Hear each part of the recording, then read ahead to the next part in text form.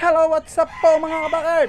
Welcome back po dito sa ating YouTube channel. At for today's vlog mga kabakerd, marami po tayong ipapasilip na for sharing po, mga cockerels, mga early bird po yung age niya pero hindi ko na po siya pinaband.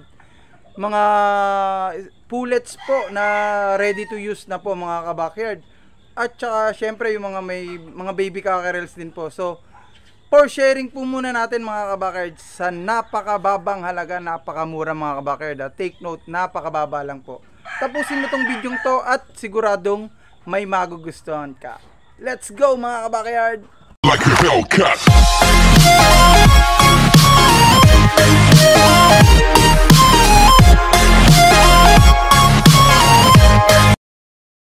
Yun na nga mga kabakerd, pupunta na po tayo doon sa kabila, doon po sa may mini range po natin para mapakita ko po sa inyo, mapasilip ko sa inyo yung mga pullets po na nagagandahan at saka yung mga cockerels po, yung mga early bird na age pero hindi ko na po siya pinaband ng early bird na wing band. So eto mga kabakerd, i-rotate ko na yung camera. So ito yung mga kabakerd, yung sinasabi ko sa inyo. So ito yung mga pullets po natin na ang age po nila is off season. So 7 months po yung age po nila. Pwede na po itong gamitin sa late born at saka sa off season syempre. Yan mga kabakerd, naggagandahan po yung mga pullets natin na yan mga kabakerd. So bakit ba sineshare muna ng inyong kabakerd? Dahil pang suporta lang po sa mga pambili ng feeds po mga kabakerd. So ito mga bloodlines nito mga kabakerd, syempre 5K sweater, sweater gold po natin, yung kalawang lines po natin, tapos white gold po, kalawang lines din po. Tapos syempre yung mga red, yung mga red sweater na yan.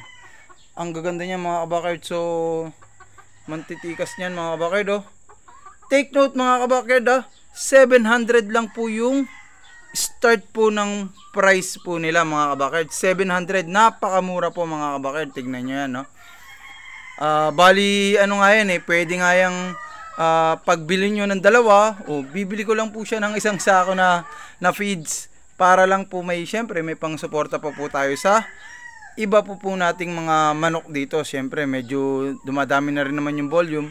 Yung iba na share ko na rin yung mga stags din natin, na share ko na rin yung ibang mga kalawang lines natin dahil syempre need natin sa pangsuporta talaga sa nila, sa feeds po nila at saka syempre sa mga vitamins. Eto mga kabakerd, Black Macrae, bullhen na rin po ito. So kasi ito limit ko na po yung age po nito, parang mga I think mga 14 months po ito.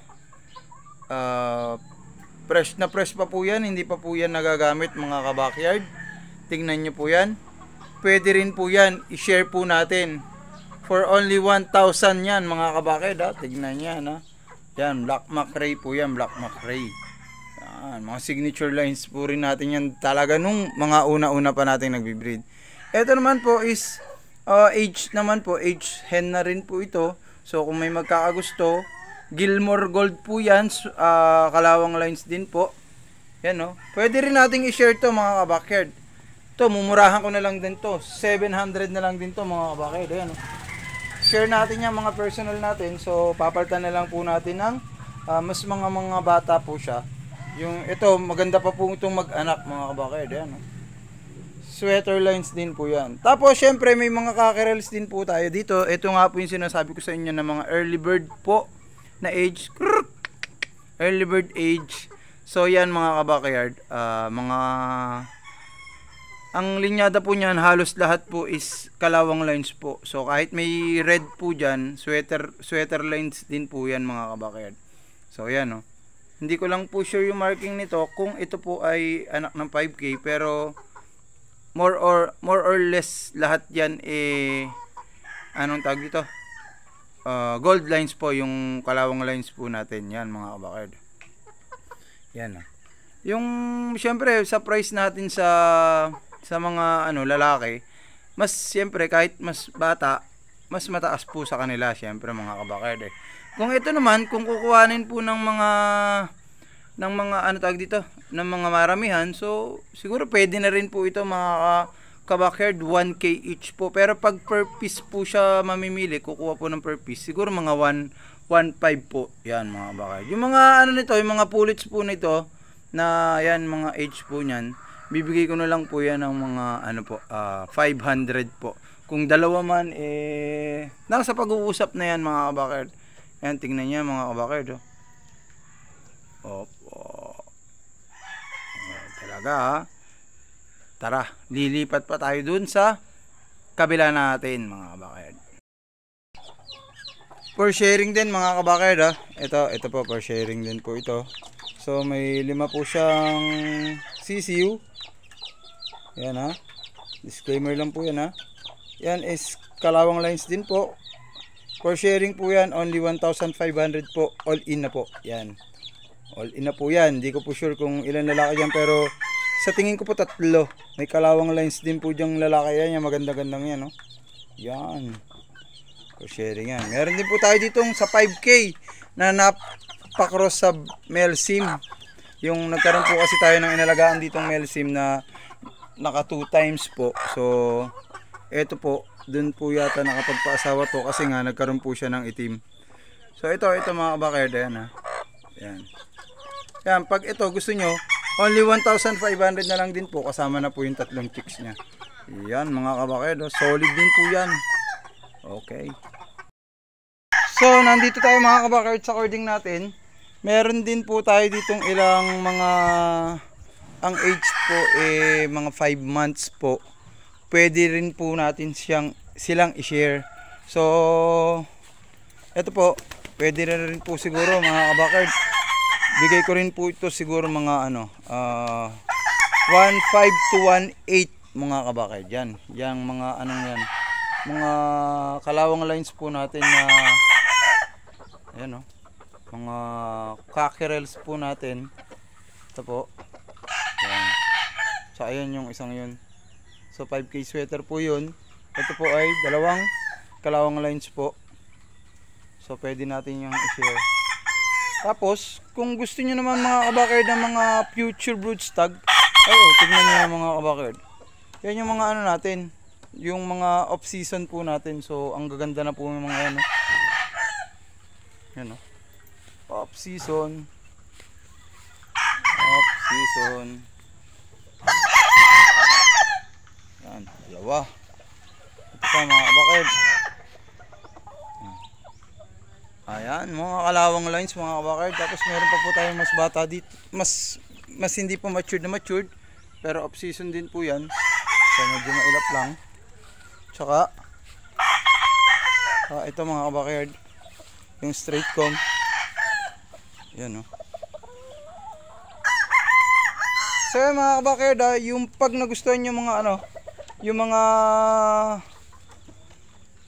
ito mga stags po natin na off season, so pwede ko pong i-share yan ng mga 3K to 3.5 mga kabakerd. Napakamura lang po, quality po. Baka sabihin nyo naman po talagang solid. At pag nakita nyo po ang sparring nito mga kabakerd, talagang hindi po kayo manghihinayang na bumayad lang ng ganong price mga kabakerd. So meron pa po tayong iba po ditong mga for sharing pa rin po na kung sakasakaling magustuhan pa rin. So yan mga kabakerd yan mga natin yan, mga age hen din po natin, pero hindi naman po natin lahat na bibreed. So itong red sweater, itong gray gold, hindi rin po masyado natin na bibreed talaga to. Itong Gilmore, tapos meron pa po tayong early bird na age dito, Gilmore, at saka yung kalawang lines po natin. Meron pa rin pong white gold dito mga kabakerd. Ayan lahat yan mga kabakerd, pwede po nating i-share yan. Meron pa po tayong SBR dito. Ayun mga kabakerd, yung SBR. Dalawa yan, nakalpas yung isa, hindi ko makita. Basta dalawa yung SBR natin mga kabakerd. Yan, comment nyo lang po mga kabakerd kung alin po yung bloodlines na gusto nyo. Screenshot nyo po yung mga picture na nakita nyo po mga kabakerd. So Kung hindi ko man nabanggit yung pricing, re-replyan ko po kayo about sa pricing. Sobrang mura lang po talaga niya mga kabakayard. And that's it mga kabakayard. At yun na nga po mga kabakayard, solid na solid talaga yung mga pinakita ko sa inyo mga bloodlines dito, mga pullets, mga cockerels, mga baby cockerels, baby stag, at saka mga stag po natin na mga off season po. So yan mga kabakayard, message na lang po kayo, comment na lang po kayo dito sa video to para ma-comment ko po yung Facebook account po natin para dun po tayo mag-conversation about sa magugustuhan po ninyo. So hanggang dito na lang mga kabakayard.